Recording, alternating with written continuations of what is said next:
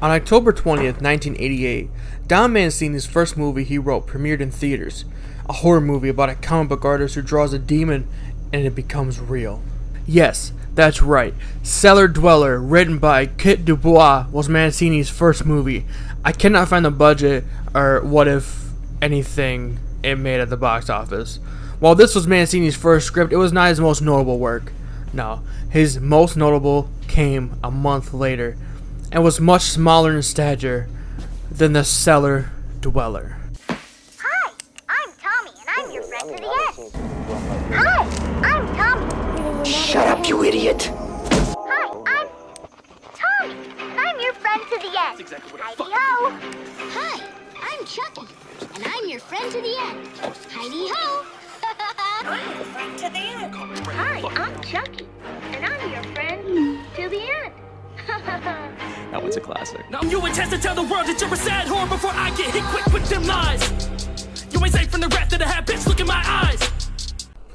While studying film at UCLA, Don Mancini conceived a concept merging an old Twilight Zone episode and the most popular toy at the time, Cabbage Patch Kids.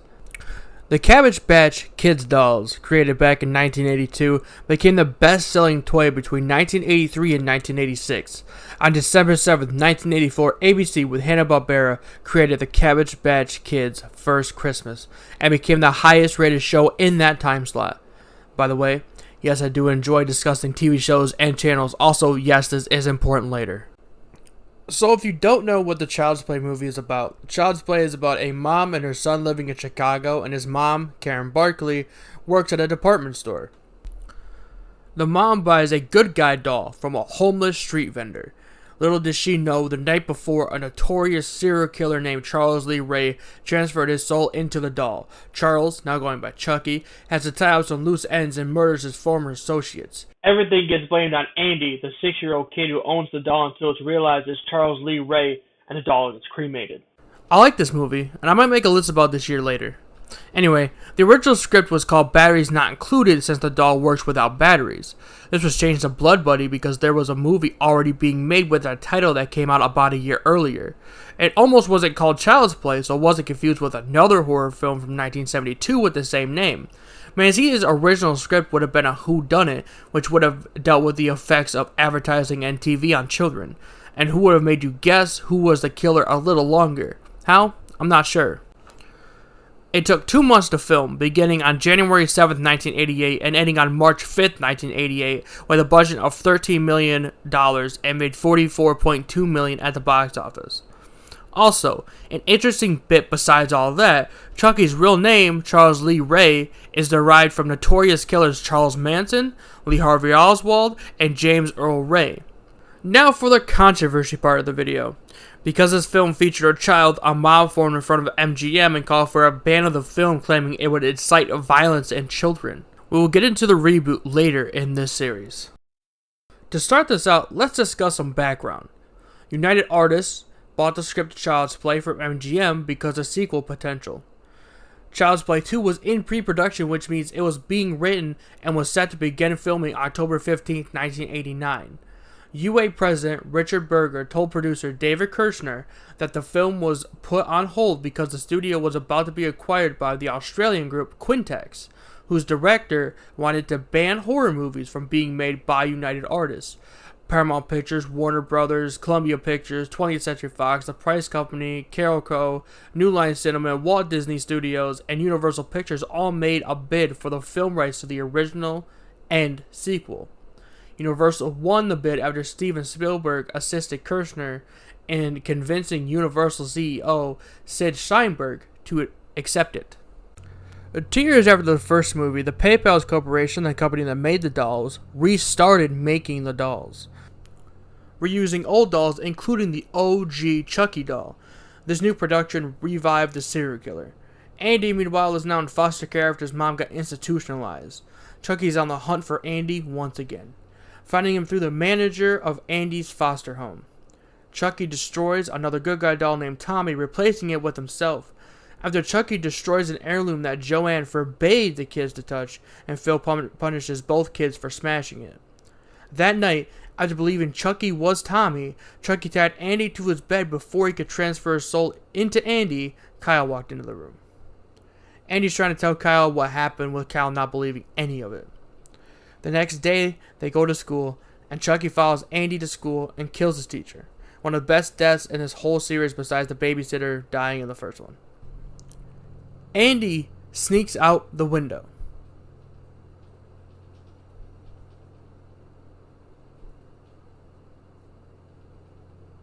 After Chucky kills his foster dad Phil, his foster mom Joanne sends Andy back to the foster center, and Kyle finds Tommy buried in the backyard and realizes Andy was telling the truth. She rushes to tell Joanne, but Chucky's already murdered her. He ambushes Kyle and makes her drive to the foster center that Andy was sent back to. Chucky clears the center by pulling the fire alarm. He stabs Grace, the center manager, and forces Andy to take him to the Play Pal factory, where a fight where Chucky tries to do the ritual, but to his chagrin, Chucky is trapped forever in the doll. Chucky goes after Andy, and Kyle, while in the process, gets his face melted, gets his hand cut off, and replaces it with a knife. Kyle shoves a high air pressure hose into Chucky's nose, rhymes, and kills him. Kyle and Andy walk out of the factory, unsure where to go next. This film was supposed to open with Karen Barkley getting sentenced to a mental institution for insisting that Chucky was alive, with Catherine Hicks and Chris Sarandon set to reprise Karen and Detective Mike Norris from Child's Play 1. This was cut due to budgetary constraints. Filming began on November 6, 1989, with a $12 million budget. Child's Play 2 made $35.8 million at the box office and is considered by fans to be the best film in the series. Unlike the first film, this was not shot in Chicago. It was on Universal lots in Universal City, California. Brad Dourif recorded all of his lines for Chucky in advance so the facial movements could line up better. A tie-in novelization was written by Matthew J. Costello.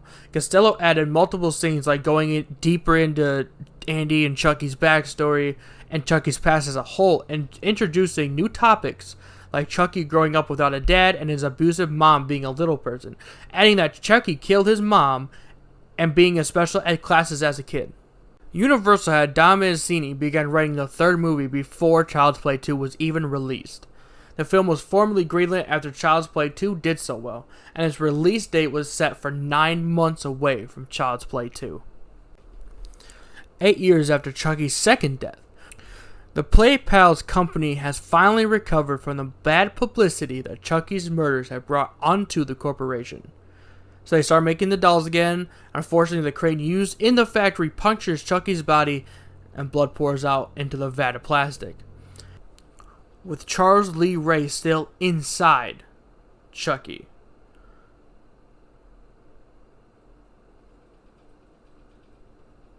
This creates a new Chucky doll. Chucky is given to the Play Pals CEO, Mr. Sullivan, whom he strangles with a yo-yo. While this is all happening, Andy, who is now 16, is at Kent Military Academy after failing to cope in several foster homes.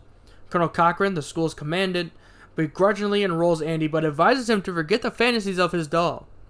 Andy befriends cadets Harold Aubrey Whitehurst, Ronald Tyler, an 8-year-old he met on his way to Kent, and Kristen De Silva, his love interest in the movie.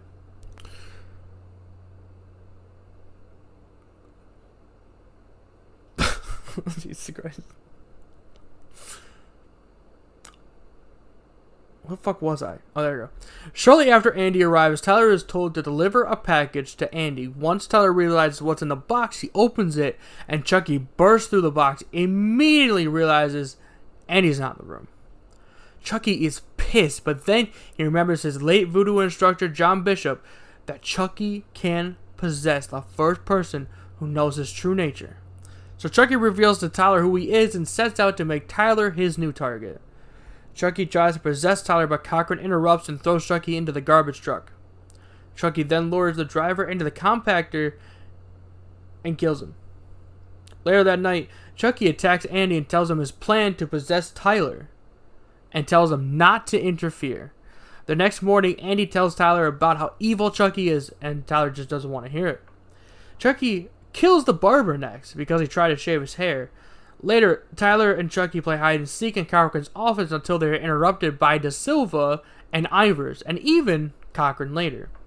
The cadets leave and Chucky, wielding a knife, kills Cochran by the way of heart attack. Despite Cochran's death, Sergeant Clark still lets the war games happen. As they are getting ready, Chucky secretly switches the red team's paintballs to live ammunition. The red team descends onto the area and opens fire, instantly killing a cadet. Among the chaos, Tyler makes a getaway. While that's happening, Chucky throws a live grenade into the cadets. Realizing the danger, Whitehurst throws himself onto the grenade, sacrificing himself. Andy, knowing he can't warn his friend at this moment, heads off to pursue Chucky. Eventually, the chase leads to a carnival where Andy cuts off Chucky's hand and hurls him into a giant fan. Bars. Andy gets questioned by police. Kristen gets rushed to the hospital, and I guess Tyler dies by exposure. This was supposed to be the introduction of the multiple Chuckies. However, due to budgetary constraints again, this could not be realized. The movie was supposed to open with a security guard played by John Ritter telling some scary stories of Chucky outside the factory. Before Jack Bender signed on to direct, Mancini wanted Sir Peter Jackson. A tie-in novelization was written by Costello and added some extra stuff as always. Child's Play 3 opened against Dead Again and made $5.7 million over the 4-day Labor weekend. Now for the controversy. Back in 1993 in Walton, Liverpool, England, two young kids, Robert Thompson and John Variables, murdered a little kid named James Bulger. During the trial, the kids admitted to watching Child's Play 3 and were inspired by it. A year before, in 1992, in Greater Manchester, England, 16-year-old Suzanne Capper died of multiple organ failure arising from 80% burns after she was purposely set on fire on December 14th. She was kidnapped for 7 days, during which she was beaten and tortured. She was taken from the house by car, driven out to the country, forced out of the car, with the kidnappers pouring petrol or gas all over her and set her on fire. Thank everybody for watching. This is done as a labor of love. I love these movies, and I hope everyone loves them too. I did script an outro, but I'm not reading it at the moment, so I'm just kind of giving my thoughts on it. As I'm recording this, it's not done yet, but I do really enjoy these movies, and I am really excited to make this video. I'm really excited to make the next two, honestly. Like, I've seen these movies so much. Next time we'll be taking a look at the next two movies in the series, 4 and 5, or Bride of Chucky and Seed of Chucky, and the failed reboot from 2010. Tell me what you think below, and I will see you next time. That little part was scripted, yes. I love everybody for watching. Please tell me if you like these movies or not, or, tell me what other movies you like and you want me to talk about, because I will talk about anything, guys. I love you. Have a good day.